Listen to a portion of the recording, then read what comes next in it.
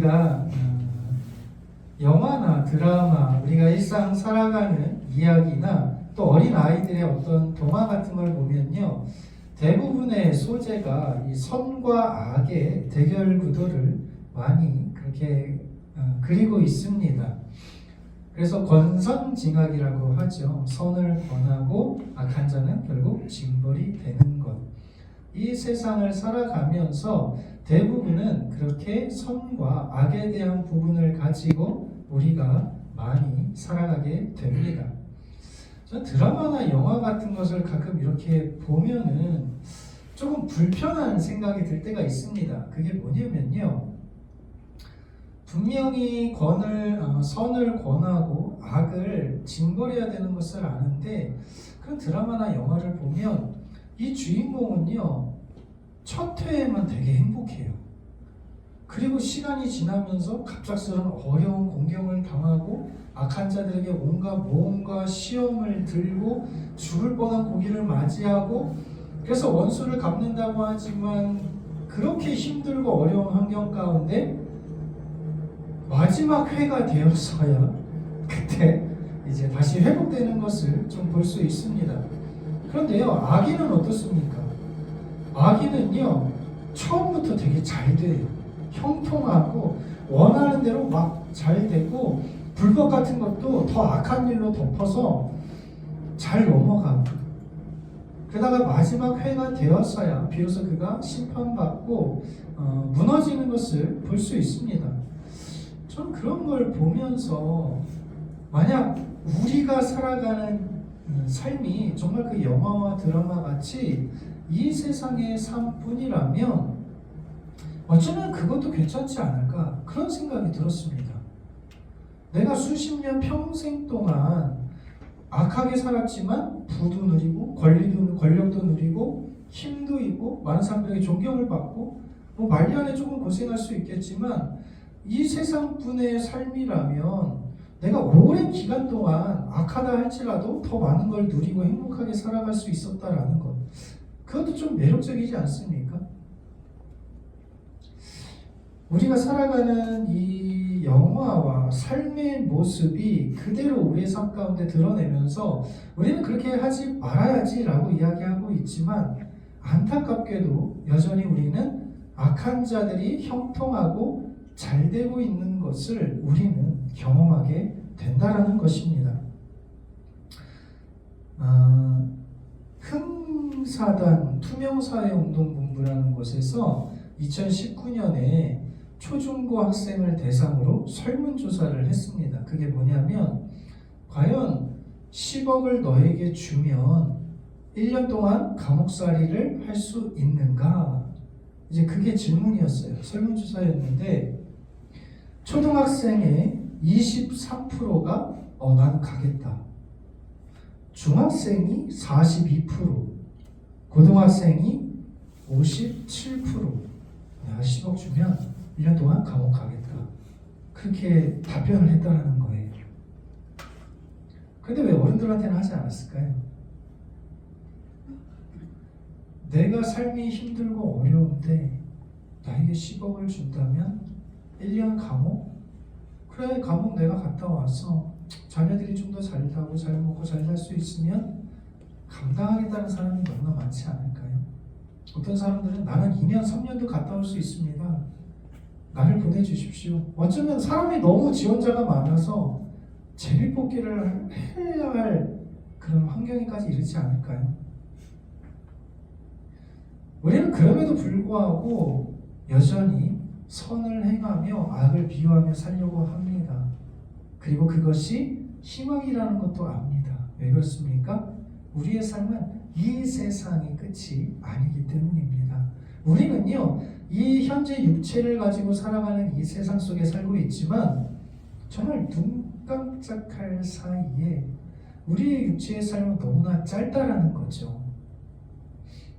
우리 지금까지 살아오신 날들을 돌아보십시오. 너무나 빠르지 않습니까? 벌써 우리가 50이 되고 60이 되고 70이 되고, 마치 우리의 젊었을 때는 없었던 것처럼 시간이 너무나 빠릅니다. 그런데 이 생애는요 그렇게 눈 깜짝할 사이에 지나가고 맙니다. 그러나 우리가 살아갈 저 영원한 천국, 하나님의 그 나라는요 이루 말할 수 없어요. 영원히 사는 겁니다. 영원히. 잠깐뿐인 이 세상에서 우리가 즐거움을 만끽하며 살 수 있겠지만, 그러나 정말 하나님이 주신 참된 지혜는 뭡니까? 이 세상에 우리가 미련을 두고 살아가는 게 목적이 아니라 영원한 저 하나님의 나라, 그 하나님의 나라를 기리며 바라보며 소망을 두며 저 하늘에 상급을 쌓고 살아가는 것입니다. 바라기는 이 세상의 악함, 형통함, 여러분 그것을 부러워하지 마시고 저 영원한 천국, 영원히 살 저 아버지의 집을 우리가 바라보면서 정말 묵묵히 선을 행하시고 십자가 길 걸어가시는 저와 우리 되길 주의 이름으로 축복합니다. 우리가 안티오쿠스 4세에 대해서 살펴보고 있습니다. 지난주에 그렇게 형통하고 마음대로 행하며 살았는데도 불구하고 오늘 본문 말씀 가운데서도요 그가 원하는 대로 잘 되는 것을 볼 수 있습니다. 하지만 그 영원할 것 같았던 안티오쿠스 4세의 그러한 다스림의 헬라 제국은 결국 하나님의 정한 때에 무너져 버렸다라는 겁니다. 하나님의 정하신 때까지만 그는 형통할 수밖에 없었다라는 사실을 오늘 말씀을 통해 우리가 다시 한번 깨닫고 우리가 하나님이 주신 지혜와 소망을 가지고 이 세상 속에 살지만 이 세상에 속한 자가 아닌 하늘에 속한 자로 이 세상을 이기실 수 있는 저와 우리 되기를 주의 이름으로 축복합니다. 지난주 말씀에 이 다니엘의 큰 전쟁의 환상, 그 핵심인 안티오쿠스 4세 에피파네스에 대해서 우리가 살펴봤습니다. 세상의 권력, 힘을 추구하고 대변하는 사람이라고 할 수 있죠. 이 사람의 특징이 무엇이었냐면 첫 번째로 뻔뻔한 속임수였다라는 거죠. 왕이 될 수 없었는데 뻔뻔한 그의 속임수로 왕이 되었다라는 것입니다. 두 번째는 무엇이었습니까? 이전 조상들이 행하지 않았던 일을 했다라는 거죠. 평화롭고 아름다운 땅에 가서 그 사람들을 핍박하고 정복하고 그들에게 있어서 많은 것을 갈취해서 자신을 따르는 자들에게 나눠주는 그러한 모습을 행했다라는 거죠. 세 번째는 무엇이었습니까? 강한 자에게는 약하고 약한 자에게 강한 그런 전형적인 모습을 보여준 사람이 이 에피파네스 4세였다라는 겁니다. 로마, 그가 알렉산드리아 마지막 남방왕의 땅을 차지하러 나갔다가 그 로마 원로원의 편지 하나, 레나스 장군의 원을 그려서 지금이라도 너는 철수해라. 그 빠른 대변, 이 원을 벗어나기 전까지 빠른 답변을 나에게 해라. 그 말 한마디에 그는 굴복하거든요. 근데 그 분풀이를 어디에다 했습니까? 이스라엘 지역에 했다라는 거죠. 그래서 어떠한 핍박을 행했습니까? 할례를 금지시켰고 돼지피를 성전에 뿌렸고 제사장 그리고 하나님을 모독하라 말하고 율법을 대놓고 어기라 말하고 부정한 것을 행하라 말하고 그러면서 그 계명을 어기지 않는 자는 사형에 처할 것이다. 여태까지 이런 일이 없었던 이례적인 엄청난 핍박, 박해가 일어났다는 거죠. 그래서 부정한 예루살렘 그 스룹바벨 성전에서 제사하고 싶어도 제사하지 못하는 그러한 일이 일어나게 되었다라는 겁니다. 그 가운데 두 부류의 사람들이 일어났죠. 첫 번째 부류는 어떤 사람들이었습니까? 그 핍박과 환난 가운데서도 정결하게 희게 되어서 오히려 강하고 용맹 마음을 떨치는 사람들, 순결을 주저하지 않았던 사람들이 있었습니다. 그들은 지혜를 받아서 말씀을 가르치고 오히려 당당하게 순교의 길을 선택했던 사람들이 있었습니다. 그러나 또 많은 사람들은 어떻게 했습니까? 그 왕의 말에 협조하며 오히려 이스라엘 지역을 헬라 문화로 그렇게 바꾸는데 적극적으로 협조했을 뿐만 아니라 예루살렘에 운동장도 세우고 그리고 자기 스스로 할례 표시를 지우기도 했습니다. 이제 내가 헬라 문화에 적극적으로 참여하기 위해서 대제사장의 직위를 그렇게 요구하기도 했었죠.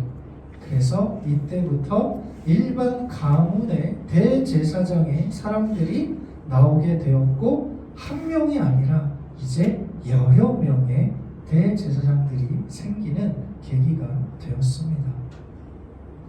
그런데 오늘 본문 말씀 보면요, 이 안티오쿠스 에피파네스 이 4세가요 여전히 끝나지 않았다는 거예요. 그래서 35절 마지막에 아직 정한 기간이 남았다라는 거죠. 하나님이 정하신 때가 아직 되지 않아서 그 이후에 그가 더 악한 일을 행하는 것을 오늘 소개하고 있습니다. 36절 말씀 보시면 이렇게 이야기하죠. 자기 마음대로 행하며 스스로 높여 모든 신보다 크다. 비상한 말로 신들의 신을 대적하며 형통하기를 분노하심이 그칠 때까지 하리니 작정된 일을 반드시 이룰 것입니다. 지금 뭐라고 소개하고 있어요? 내 마음대로 행하며 스스로 높아져서 모든 신들보다 내가 큰 사람이라고 이야기합니다. 그래서 신들의 신 누굽니까? 하나님이죠. 하나님을 대적하는데 자기가 형통하는 게 분노하심이 그칠 때까지 내가 화나서 심판하면 심판하는 대로 이루어지고 내가 원하는 대로 다 된다는 거예요.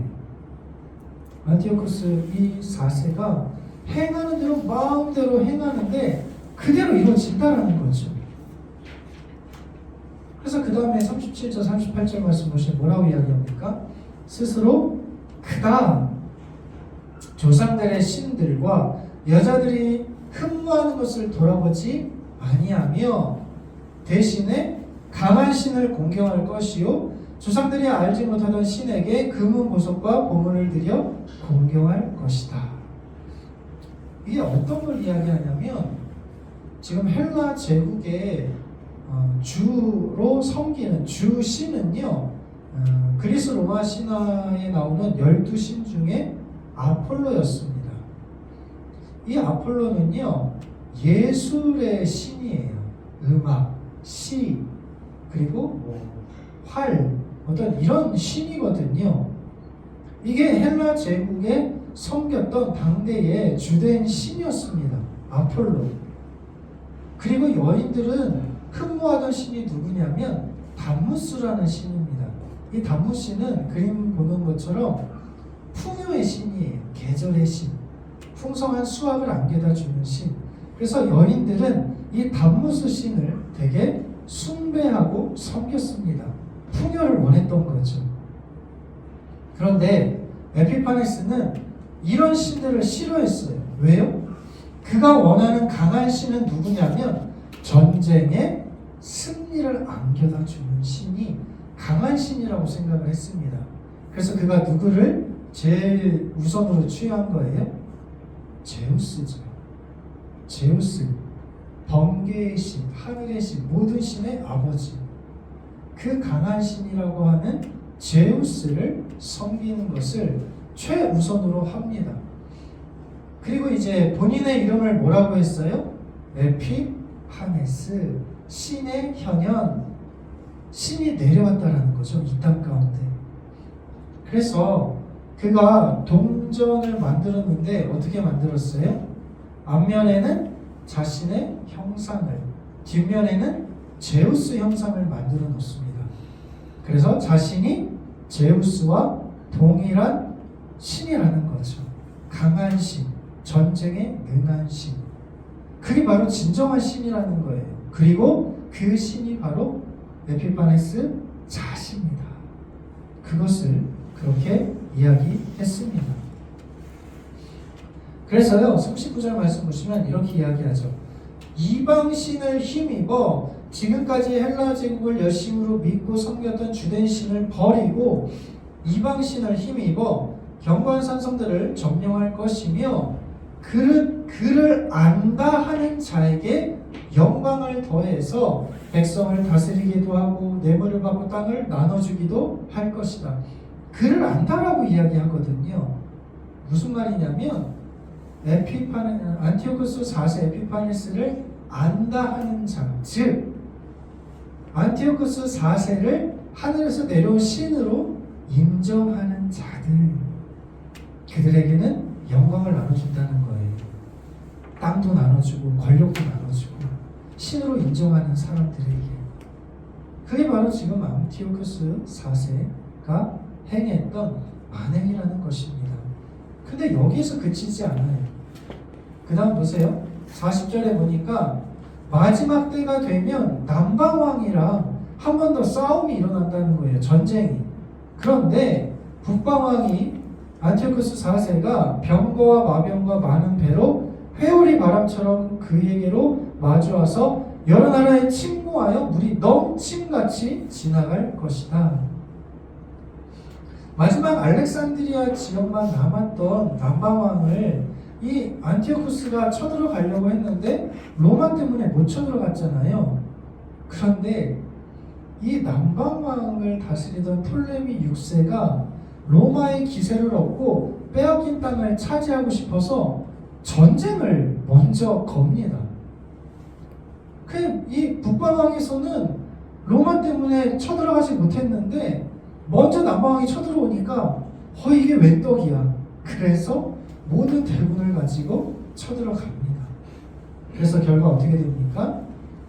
영화로운 땅에 들어가고 많은 나라를 패망하게 할 것이다. 영화로운 땅, 이스라엘, 예루살렘을 들어간다라는 거죠. 많은 핍박과 고통을 주고 나라를 망하게 합니다. 또 42절 43절에 뭐라고 얘기해요? 마침내 애굽 땅도 면하지 못할 것이다. 심지어 리비아 사람, 구스 사람이 그의 시종이 될 것이다. 그가 그렇게 원했던 애굽을 정복하게 됐다는 거예요. 그리고 애굽의 동맹국이었던 리비아 구스 사람들도 어떻게 해요? 시종이 되게 만듭니다. 지금 에피파네스가 원하는 대로 다 되고 있어요. 그렇게 원했던 남방옥 지역까지 통일을 하게 되는 게 바로 이 안티오쿠스 에피파네스였다라는 거죠. 거칠 것이 없는 거예요. 정말 누가 보더라도 그가 마음먹은 대로 원하는 대로 다 되는 거예요. 분노하고 그래서 내가 화를 풀면 화를 푸는 대로 다 되고, 안 될 것 같았던 그 알렉산드리아 지역도 이 남방왕이 먼저 쳐들어와가지고 그래서 나가서 마침내 그 지역까지 섬깁니다. 심지어 리비아 구스 사람까지도요 다 지배해요. 완전히 형통했다라는 거죠. 이런 악인의 형통함의 모습을 보면서 우리는 어떤 부분을 과연 생각할 수 있을까요? 근데 참 안타까운 거 하나를 볼까요? 41절에 이렇게 말합니다. 에돔과 모압과 암몬 자손의 지도자들은 그의 손에서 벗어날 것이다. 남방왕이 쳐들어왔으니까 이 북방왕 안티오쿠스가 빠르게 그를 차지하기 위해서 이스라엘 지역을 통과해서 남방왕을 쳤기 때문에 그들이 안전했을까요? 아닙니다. 에돔과 모압과 암몬 자손이 안티오쿠스 4세의 핍박을 면할 수 있었던 것은 이 나라들이 이 안티오쿠스 4세에 빠르게 협조했다라는 거예요. 그들은 빠르게 헬라 문화를 받아들였습니다. 이 에돔, 모압, 암몬 자손들의 특징이 뭐냐면 만약에 바벨론에 의해 멸망을 당했다면 바벨론에 적극적으로 협조하고 그들의 신을 섬기는 거예요. 메데 바사 왕국이 다스릴 때는 메데 바사 왕국에 적극적으로 협조합니다. 그리고 지금 헬라 제국 때 안티오쿠스 에피파네스가 이 헬라 지역, 헬라 문화로 이들을 다스리겠다라고 이야기했더니 그를 신으로 인정하고 섬기고 헬라 문화를 적극적으로 받아들였다라는 거예요. 세상의 권력과 힘에 적극적으로 타협하고 위기를 모면했던 나라가 모압, 암몬 자손들, 에돔 자손들이었다라는 거죠. 안티오쿠스 4세 에피파네스를요, 소위 말하는 적 그리스도의 표본으로 그렇게 말하고 있습니다. 예수님이 다시 오실 그때가 되면 하나님을 대적하는 이러한 안티오쿠스 4세와 같은 자들이 일어날 것인데, 그러나 중요한 특징은 뭐예요? 그 세력에 동조하고 협조하는 자들이 반드시 일어난다라는 거예요. 이전에는 볼 수 없었던 악한 일들을 우리가 경험하게 되는 것뿐만 아니라, 어떻게 저 사람이 저럴 수가 있지? 어떻게 저런 악한 것에 협조하고 타협할 수가 있지? 믿었던 사람들이 그렇게 하나님을 배반하고 대적하고 타협해서 고통과 그 핍박을 넘긴다는 겁니다. 이게 적 그리스도, 예수 그리스도께서 다시 오실 그때까지 우리에게 일어나는 현상이라는 거예요. 그래서 우리에게 무엇을 이야기하는 겁니까? 너희는 이 다니엘서를 통해서 이 지혜로운 자들을 본받고 그 세력에 타협하지 말라라는 거예요. 그것을 지금 우리들에게 말씀하고 있습니다. 주님이 오실 때가 되면 너희들에게 이러한 일이 일어날 것이다. 이상하게 생각하지 말라라는 거죠. 흔들리지 말라라는 거예요. 너희가 그렇게 믿고 바랬던 자들이 타협하고 넘어갈 것이고, 어떻게 그럴 수가 있어? 라고 말할 때 그것을 받아들이라는 거예요. 그러한 날이 온다라는 겁니다. 그것을 기억하라 라는 거죠. 왜 우리가 이런 고난을 받아야 됩니까? 왜 악인의 형통함을 보고 심지어 그렇게 열심히 신앙생활하고 믿었던 사람들마저 배교하고 세상의 권력에 타협하는 것을 우리가 보게 되면서 실망하고 좌절하고 낙심하고, 우리도 과연 그들을 섬겨야 되는가? 왜 이러한 일들이 우리에게 찾아온다는 거예요? 하나님이 정하셨기 때문에, 하나님의 주권을 인정하며 하나님이 정한 그때까지 너희는 이것을 깨달아 알라라는 겁니다. 하나님이 왜 악인의 형통을 저렇게 마음껏 내버려 두실까요? 악인의 형통의 기간은요, 우리에게 괴롭고 힘들지만 하나님에게는 어떤 기간이에요? 회개의 기간인 거죠. 그에게 주는 마지막 보류의 기간입니다. 하나님의 그 정한 때에 그가 회개하면 하나님이 용서하고 그의 삶을 책임져 주시겠지만, 그러나 그 정한 때까지 그가 회개하지 않으면 하나님의 엄중한 심판이 임할 겁니다. 또 하나는 뭡니까? 그의 죄악이 가득 차고 넘치기를 원하는 거죠. 하나님의 엄중한 심판을 내리기 위해서 그토록 많은 기관들에게 형통함을 주고 원한 대로 다 되도록 하나님이 내버려 두신다는 겁니다.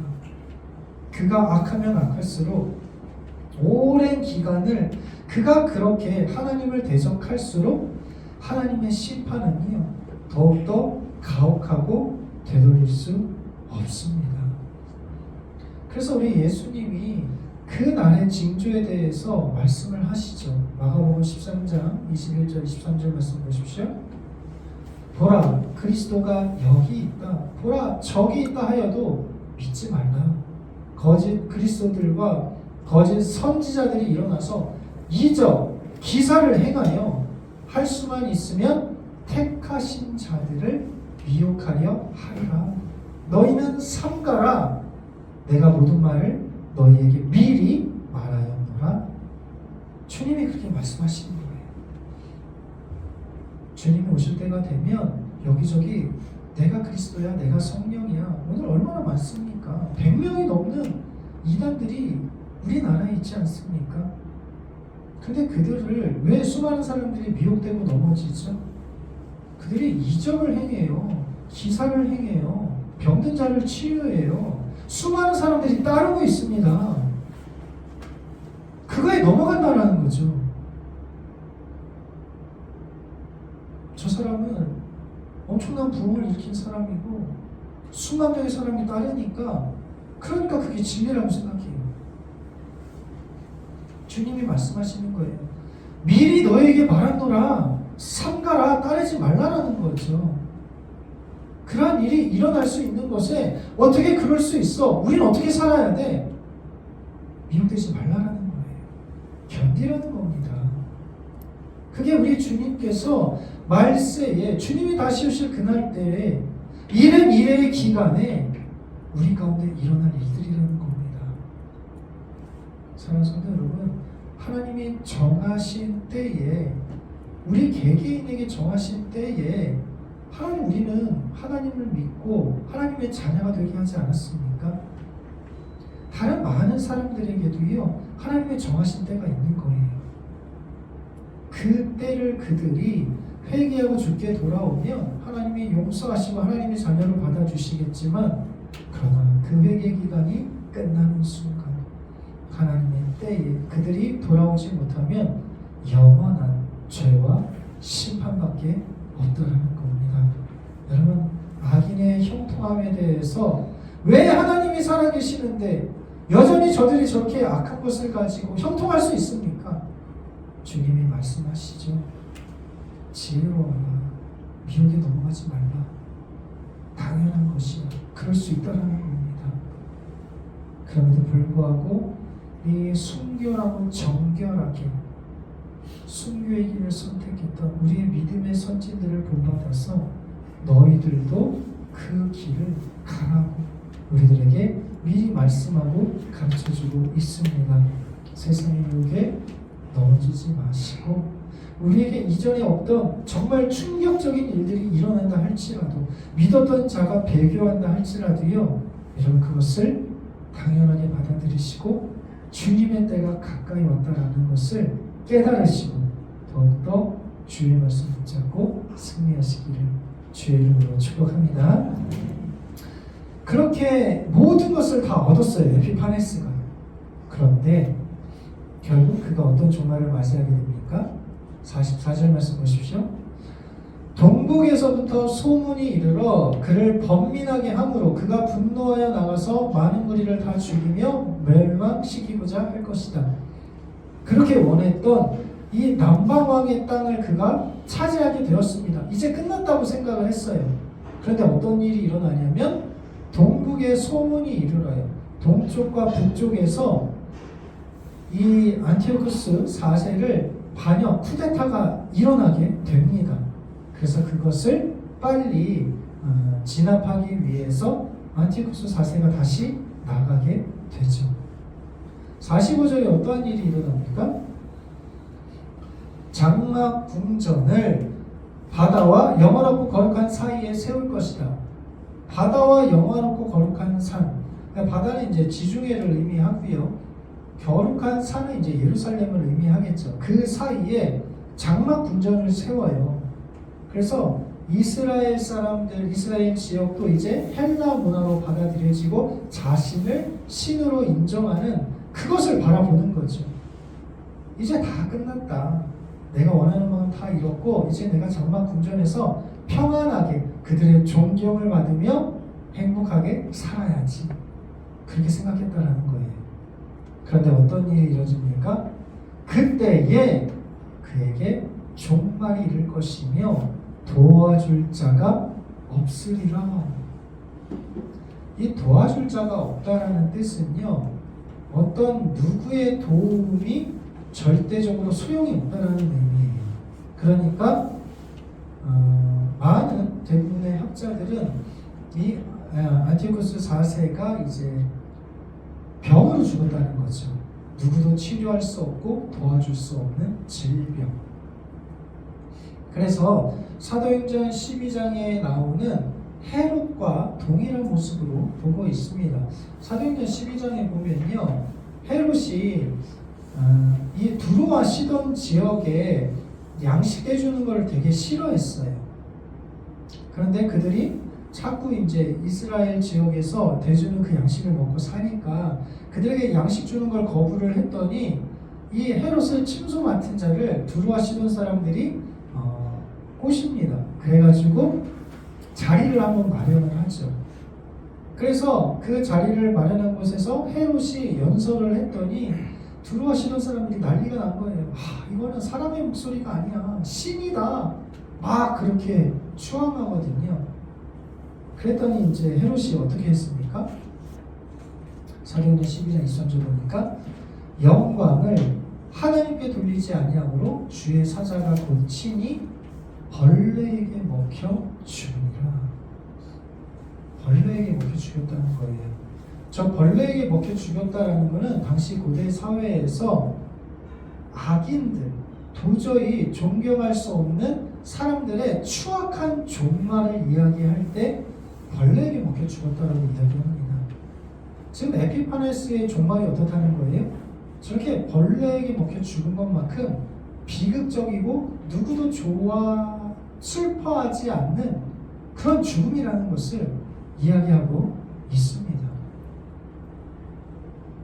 이러한 악인의 형통함, 권력을 가진 사람의 형통함은요, 우리는 다니엘서 말씀에서 살펴봤었어요. 다니엘서 4장에 느부갓네살이 정말 하늘에까지 닿는 그 나무 한 쌍을 보게 되죠. 그런데 그 나무를 밑둥만 남겨놓고 잘라버리고 짐승처럼 살 것이다. 다니엘이 해석해주지 않습니까? 하늘의 하나님을 의지하지 않으면 다시 그렇게 될 것입니다. 그런데 1년이 지나도록요, 느부갓네살이 그 말을 믿지 않아요. 어떻게 됩니까? 그래서 다니엘서 4장 30절 32절에 나 왕이 말하 이르되 이 큰 바벨론은 내가 능력과 권세로 건설하여 나의 도성으로 삼고 이것으로 내 위엄의 영광을 나타낸 것이 아니냐 하였더니 나 왕의 입에 있을 때 하늘에서 소리가 내려 이르되 느부갓네살 왕아 내게 말하노니 나라의 왕위가 내게서 떠났느니라. 사람에게서 쫓겨나서 들짐승과 함께 살며 소처럼 풀을 먹을 것이요 7대를 지내서 지극히 높으신 이가 사람의 나라를 다스리시며 자기의 뜻대로 그것을 누구에게든지 주시는 줄을 알기까지 이르리라 하더라. 하나님이 그렇게 많은 시간, 회개 기간을 줬는데 끝내 그는 돌이키지 않으니까 이제 됐다, 만족한다. 야, 이 바벨론의 영광을 봐봐. 내가 이뤘어. 나의 능력으로 이뤘어. 나를 이제 견줄 자가 없어. 그때 하나님이 말씀하시죠. 내 영광의 나라가 너를 떠났다. 지극히 높으신 이가 누구에게든지 주실 수 있는 분임을 너가 깨달을 때까지 너는 짐승처럼 살 거야. 오늘 우리에게는 참 그렇게 악인들의 형통함을 우리는 얼마든지 쉽게 볼 수 있습니다. 그러나 여러분, 그 악인들이 쌓은 업적, 그거 과연 죽으면서 가져갈 수 있습니까? 저 지옥에서 내가 이만한 능력과 업적을 쌓았다고 여러분 그것이 어떤 도움이 됩니까? 우리가 이 말씀을 통해서 우리가 깨달아야 될 사실은 무엇입니까? 하나님이 원하시면 우리가 그 원하는 대로 업적과 능력과 많은 것을 쌓을 수 있어요. 누구에게든지 주시는 분이시기 때문에. 그러나 하나님이 허락하지 않으시면요, 내가 아무리 많이 쌓아도 한순간에 허무지고 맙니다. 아무 소용이 없는 게 되어버리는 거예요. 저것이 나를 지켜줄 것이라 생각했고 이제 나에게는 형통함과 탄탄대로의 평안이 있을 것, 영원할 것 같았는데 아니라는 거죠. 다 하나님의 주권에 달려있기 때문입니다. 말라기서 말씀을 보세요. 1장 2절 4절에 내가 너희를 사랑하였노라 너희는 이르기를 주께서 어떻게 우리를 사랑하였나이까 하는도다. 나 여호와가 말하노라 에서는 야곱의 형이 아니냐. 그러나 내가 야곱을 사랑하였고 에서는 미워하였다. 그의 산들을 황폐하게 하였고 산업을 광야 이들에게 넘겼느니라. 에돔은 말하기를 우리가 무너뜨림을 당하였으나 다시 쌓으리라. 그러나 하나님 뭐라고 얘기해요? 그들은 쌓을지라도 나는 헐리라. 하나님이 선택한 자들은요, 하나님이 보호하시고 인도하시지만 아무리 자기의 힘과 능력으로 세상에 많은 것을 쌓으려고 해도요, 하나님이 어떻게 하신다고요? 허문다는 거예요. 허무신다는 거예요. 아무 소용이 없게 그 하나님의 선택, 그 하나님의 주권을 우리는 인정하며 살아야 되는 거죠. 그러므로 이제 우리가 어떻게 살아야 됩니까? 잠깐뿐인 이 세상의 것에 미련을 두는 게 아니라 영원한 나의 영혼을 위해 살라는 거죠. 주님이 누가복음 12장에 어리석은 부자의 비유를 들지 않습니까? 어리석은 부자가 밭에 소출이 풍성해가지고 야, 이 많은 소출을 어떻게 하지? 아, 내가 곡간을 헐어서 이걸 한번 채워봐야 되겠다. 그리고 나서 내 영혼에게 아, 너 참 잘했어. 이제 평안히 먹고 쉬자. 그렇게 스스로 이야기하죠. 그때 뭐라고 이야기합니까? 주님이 내 영혼에게 이르되 여러 해 물건을 많이 쌓아두었으니 평안히 쉬고 먹고 마시고 즐거워하자. 보세요. 평안히 쉬고 먹고 마시고 즐거워하자. 이런 날이 영원할 것 같았다는 거죠. 소출이 풍성하고 곡간에 완전 가득 채웠으니까. 주님이 뭐라고 얘기하십니까? 어리석은 자녀, 오늘 밤에 내 영혼을 도로 찾으리니 내 준비한 것이 누구의 것이 되겠느냐? 자기를 위하여 재물을 쌓아두고 하나님께 대하여 부유하지 못한 자가 이와 같으니라. 이 세상의 악인의 형통을 보며 부러워하는 게 아니라 우리는 무엇을 깨달아야 되는 거예요? 하나님께 부유한 자가 되어야 된다는 거죠. 악인의 형통함은 어떻게 그럴 수 있지? 하나님이 도와주시니까 그럴 수 있는 거 아니야? 우리도 그 대세를 따라야 되는 거 아니야? 그것을 바라보지 말라는 거예요. 하나님이 택한 자는 허물 거예요. 결국에 하나님께서 허락하신 때에만 가능하다는 거죠. 결국 우리는 영원한 저 천국을 사모하며 그 영원한 저 하늘에 우리의 재물을 쌓아야 된다라는 거예요. 그것을 지금 우리들에게 말씀하고 있습니다. 주님의 때가 되면요, 더 많은 사람들이 그렇게 살아갈 겁니다. 여러분, 낙심하지 마십시오. 악인의 형통 부러워하지 마십시오. 반드시 하나님의 정한 때와 기간이 있고 그들이 쌓은 업적은요, 아무것도 아니에요. 아무 소용도 없어요. 세상을 구했다 할지라도, 세상에 제일 가는 권력과 부를 차지했다 할지라도 하나님이 정하신 때보다 하루를 더 살 수 없어요. 지옥의 그 불을 면제받을 수 없습니다. 오늘 이 말씀을 통해서 우리들은요, 하나님 주신 지혜를 가지고 묵묵히 그 주님이 가신 그 길을 걸어가며 살아야 된다는 겁니다. 사랑하는 성도 여러분, 이 세상을 보십시오. 정말 말도 안 되는 일들이 점점 많이 일어나잖아요. 비상식적인 일들이 일어나고, 왜 저렇게 살아야 되나? 왜 믿었던 사람이 저렇게 살아갈 수 있지? 주님의 때가 가까이 오고 있다는 거 여러분 기억하십시오. 우리는요, 우리에게 주어진 묵묵히 우리에게 주어진 일에 최선을 다하면서 깨어서 이 세상의 것이 아닌 영원한 것을 사모하며 저 하늘의 상급을 쌓아 살아가야 될 줄 믿습니다. 악인의 형통함 반드시 그 끝이 있을 것입니다.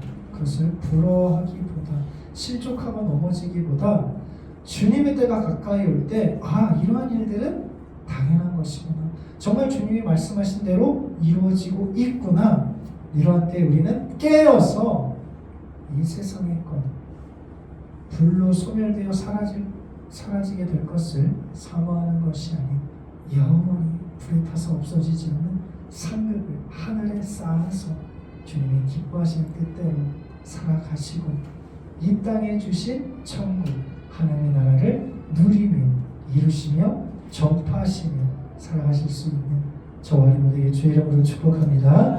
말씀을 정리하겠습니다. 에피파네스는요, 자기가 원하는 대로 다 됐어요. 소원도 이뤘어요. 남보함도 다 차지하고.